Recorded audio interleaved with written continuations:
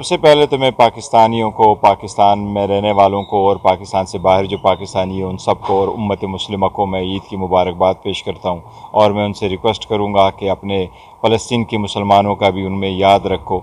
इसके बाद मैं अपने अक़वाम जो पाकिस्तान की अफवाज है जो इस वक्त बॉर्डर पर मौजूद जीत चुकी है और पूरी कौम अल्हम्दुलिल्लाह दूसरी खुशी मना रही है। और इसके साथ साथ ये चौथी ईद है जो खान साहब हमारे पास नहीं है लेकिन उसका नज़रिया हमारे साथ होगा। और मैं उनके सारे फॉलोअर और वोटर और सपोर्टर को मुबारकबाद पेश करता हूँ इस ईद की।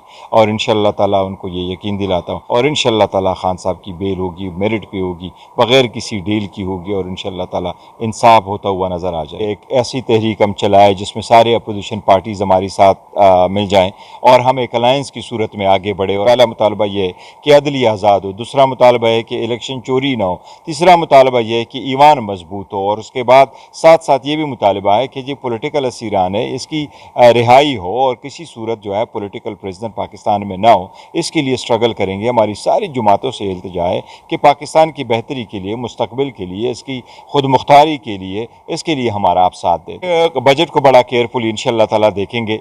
9 तारीख को इंशाअल्लाह ताला हम प्रेस कॉन्फ्रेंस भी करेंगे प्री बजट और उसके बाद बजट में भी अपना लाए अमल देंगे। असम्बली में भी अपना रोल भरपूर अदा करेंगे इंशाअल्लाह ताला।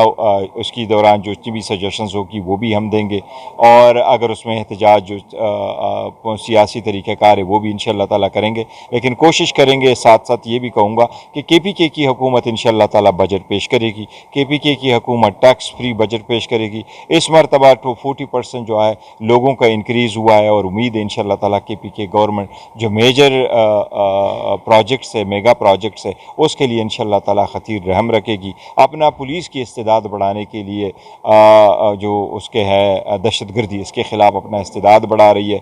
हम सब क्यों कर जेल में इतना अरसा जेल में गुजार बैठे, 600 से ज़्यादा दिन हो गए। बाकी सरबराहान और लीडर्स जो है जिनको सजाई हुई है वो तो 40 दिन के बाद, 71 दिन के बाद, 91 दिन के बाद वो रिहा हो चुके हैं। खान साहब का बड़ा अरसा हो गया। हमें उम्मीद है इंशाअल्लाह ताला इस मरतबा इंसाफ होगा। अभी अदालत ने हमें तारीख दी है 11 तारीख। उम्मीद है इंशाअल्लाह कोई ना कोई प्रोग्रेस आगे बढ़ेगा। खान साहब को जेल में रखना एक सियासी इक़दाम है, सियासी पॉलिटिकल विक्टिमाइजेशन है। इसी तरह बुशरा बीबी को भी जेल में रखना खान साहब पर प्रेशर डालने के लिए किया गया। ये सारे बेसलेस केसेस है। आज़ाद अदलिया के सामने जब ये केसेस होंगे तो इंशाअल्लाह ताला रिहाई होगी। लेकिन इख्तिलाफ राय तो हर पॉलिटिकल पार्टी में, हमारे में भी बहुत है, लेकिन इख्तिलाफ नहीं है। खान साहब जब फैसला कर लेते हैं वही उनका फैसला होता है। रिसेंटली उन्होंने यही फैसला किया कि वो अपना रोल परफॉर्म करेंगे एज पैटर्न इन चीफ और उसको जो तहरीक भी चलाएंगे तो वो खान साहब खुद लीड करेंगे और ख़ुद उनकी हिदायत देंगे और ख़ुद वहाँ की instruction as a patron in chief सरपरस्त आला इस पार्टी के वो देंगे। हम कोशिश करते रहें कि जी डायलाग भी हो, मुफाहिमत भी हो और बातचीत हो, सियासी मसाइल का सियासी हल ढूंढा जाए, कहीं ना कहीं से रास्ता हो। लेकिन हमारे लिए अगर रास्ते बंद किए जाएँ तो फिर और ऑप्शन ही नहीं रहता बावजूद सिवाय इसके कि अवाम सड़कों पर आए और खान साहब का जो नज़रिया है उसके लिए आवाज़